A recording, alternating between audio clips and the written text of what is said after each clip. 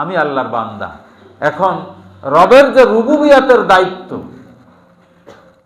রুবুবিয়াতের যে দায়িত্ব, সেই দায়িত্ব কিন্তু সামান্যতম আল্লাহ কোনো জায়গায় পালনে কমতি রাখেননি। রেখেছেন?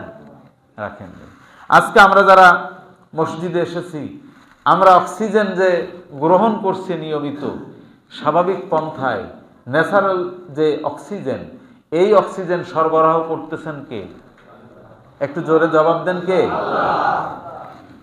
আপনি একজন মুমূর্ষ রোগীর পাশে গিয়ে দেখেন, যার স্বাভাবিক পন্থায় অক্সিজেন গ্রহণ করা আর সম্ভব না, তিনি কৃত্রিম পন্থায় অক্সিজেন গ্রহণ করতেছেন, তার কত কষ্ট হচ্ছে একটু খেয়াল করে দেখেন। শুধু তা না, আর্থিকভাবেও তিনি ক্ষতিগ্রস্ত হচ্ছেন। কারণ ঘন্টা চুক্তিতে কি হসপিটালের কর্তৃপক্ষকে কি টাকা দেওয়া লাগে না বলেন? এখন হিসাব করে দেখেন, আপনি আমি যদি এরকম 2-5 বছর বাঁচতে চাই কৃত্রিম অক্সিজেন গ্রহণ করে, সেটা কি আমাদের জন্য আর স্বাভাবিক অবস্থা থাকবে?